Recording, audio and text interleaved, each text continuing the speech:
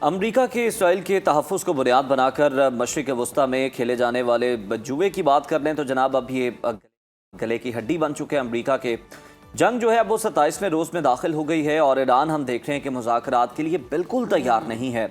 अमरीका के 15 निकात को मुस्तरद करते हुए ईरान ने अपने 5 मुतालबात सामने रख दिए हैं।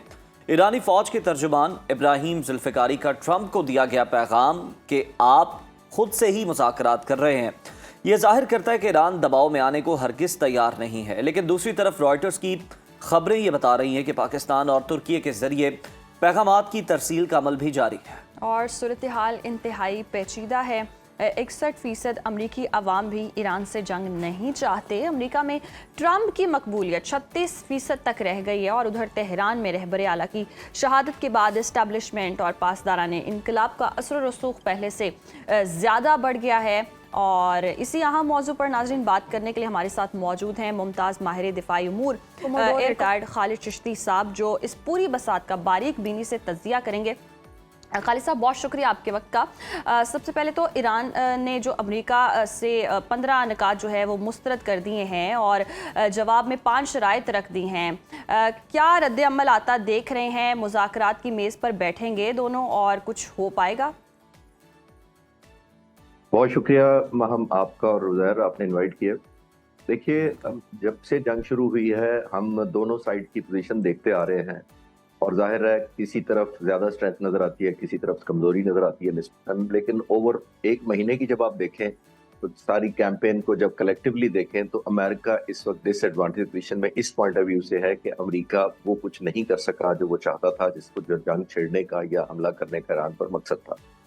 और 5-6 उन्होंने अपने गोल्स चेंज किए हैं। आप रिकॉल कर लें, उन्होंने पहले रजीम चेंज किया, फिर फुट ऑन ग्राउंड कहा, फिर एयरफोर्स नेवी को डिस्ट्रॉय करने का कहा, फिर उन्होंने न्यूक्लियर एनरिचमेंट को टारगेट किया, फिर उन्होंने मिसाइल बैलिस्टिक टेक्नोलॉजी को टारगेट किया। अभी तक उनको मेरा ख्याल है मेजरेबल जो वेरीफाइबल एक भी मकसद हासिल नहीं हुआ। नंबर 1, ईरान ने पिछले 1 महीने में या 27 दिन में जो आप कह रही थी वो ये करना था, सिर्फ और सिर्फ सर्वाइव करना था। ईरान ने ना कोई इलाका कब्जा करना था, ना अमेरिका में रजीम चेंज करनी थी। उसने फाइट बैक करके अपनी एक कीमत जो चुकानी थी अमेरिका से, उसके एलाई से डायरेक्टली या इनडायरेक्टली, खासतौर पर इजराइल से, और अरब मुल्क जो उनको इनडायरेक्टली या डायरेक्टली सपोर्ट कर रहे थे वॉर फाइटिंग जनरेशन एफर्ट को, उसको उसने न्यूट्रलाइज करने की और या सिलेक्टिव टारगेटिंग करने का कैंपेन चलाई है। अब मैं देखता हूं तो वो कामयाब रही है क्योंकि उसने इतनी ज्यादा कॉस्ट इम्पोज की है और इतना ज्यादा खतरा उसने इन्फ्लिक्ट कर दिया है, खासतौर पर जहन में भी। उस पर अगर चाहेंगे तो मैं बात करूंगा बाद में कि क्यों ईरान ने इस तरह उनको कर्टेल करने में कैसे कामयाब हुआ है। तो अब तक हम जब देखते हैं तो अमेरिकन प्रेसिडेंट को टेक होम नहीं है कुछ।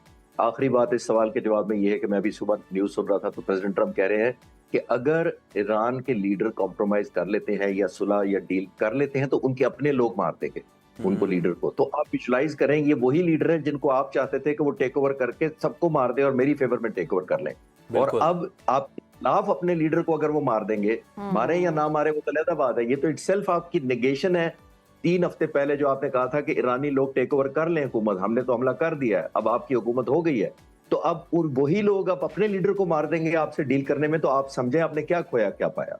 जी बिल्कुल सही। खालिद साहब, ईरानी क़यादत ट्रंप को खुद से मुज़ाकरात करने का ताना भी दे रही है। ट्रंप ने जो जुआ खेला, इसका आप नतीजा क्या निकलते हुए देख रहे हैं आने वाले दिनों के अंदर?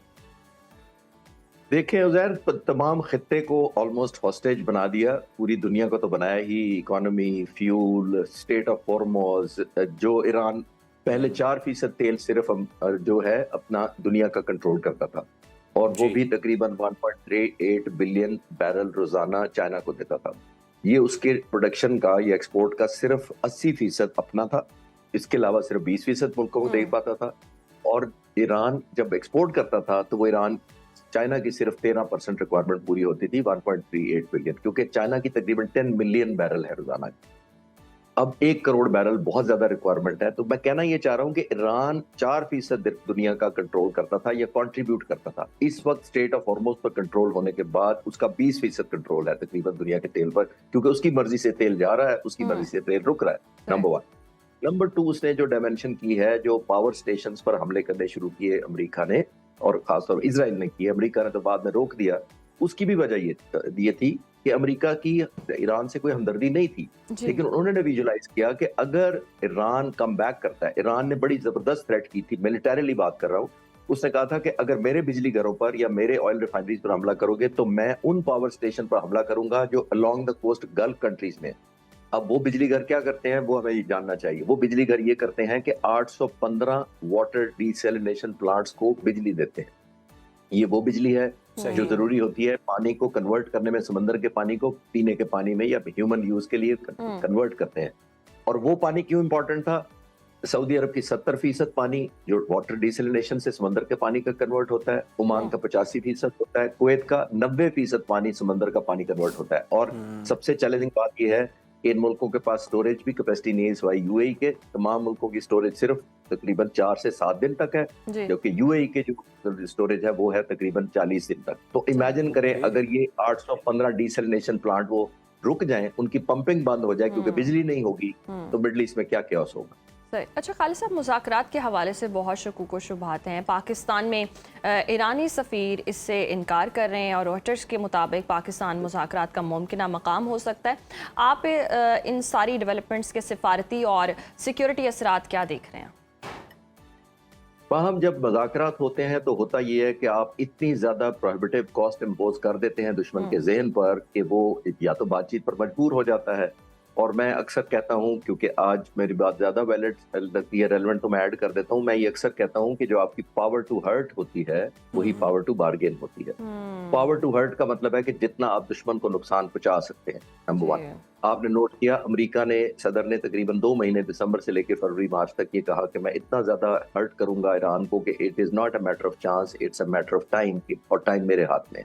ये 2 महीने पोस्चरिंग हो रही थी बार्गेन लेने के लिए। वो बार्गेन मिली या नहीं मिली वो तो तारीख का हिस्सा बन चुका है। लेकिन अब जितने डिस्ट्रक्शन कॉज की अमेरिका ने, वो पावर टू हर्ट ही शो कर रहे थे ताकि ईरान कॉम्प्रोमाइज करे और अमेरिका को बेहतर पावर टू बार्गेन मिले।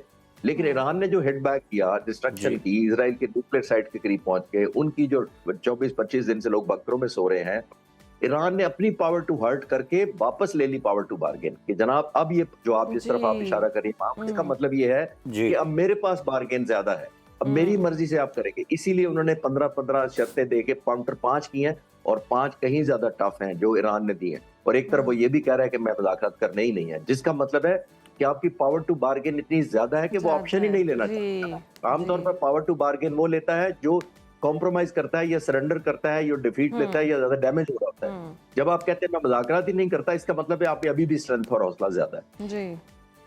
अच्छा खालिद साहब, ट्रंप की मकबूलियत की अगर हम बात कर लें तो वो कम होकर सिर्फ 36% तक रह गई है, और अगर हम देखें दूसरी तरफ तो 61% अमरीकी भी ईरान से जंग के मुखालिफ नजर आते हैं। क्या ये रद्द अमल अमरीकी सदर को ईरान के साथ डील करने पर मजबूर कर रहा है? कोई सेफ एग्जिट ले सकता है अमेरिका? उज़ैर, एक प्रेशर नहीं है प्रेसिडेंट ट्रंप पर। जाहिर है पूरी दुनिया उनको ब्लेम कर रही है कि दुनिया एक चैन से सो रही थी या कारोबार कर रही थी। मिडल ईस्ट में देखें क्या कारोबार था, जरा विजुलाइज करें, यूएई, दुबई और इन मुल्कों में क्या कारोबार का लेवल था और अब कहाँ है और किसका कसूर है। इसका मतलब है कि एक ऑफेंस, एक स्ट्राइक और एक जंग का कसूर है जो प्रेसिडेंट ट्रंप के बटन से चली है। तो प्रेसिडेंट ट्रंप अगर ये कहते थे मैं एक बटन की सबको मार दे दूंगा ईरान को, तो फिर अब जिम्मेदारी लें कि दुनिया जो कुछ हो रहा है वो उसी बटन की वजह से हो रहा है। नंबर 1। नंबर 2, अगर वो बटन काम कर जाता और पॉजिटिव रिजल्ट आते तो दुनिया शाबाश देती कि जनाब बहुत जबरदस्त काम कर दिया आपने। किसी के पॉइंट ऑफ व्यू से भी, किसके पॉइंट ऑफ व्यू से पॉजिटिव हुआ? ना अमेरिका के पॉइंट ऑफ व्यू से, ना इजराइल के पॉइंट ऑफ व्यू से, ना मिडिल ईस्ट के पॉइंट ऑफ व्यू से, ना दुनिया के पॉइंट ऑफ व्यू से, ना ईरान के पॉइंट ऑफ व्यू। तो किसकी जीत हुई है? सबकी जब हार हो रही है तो हमें रियलाइज करना चाहिए कि ये कोई कामयाब स्ट्रैटेजी नहीं थी।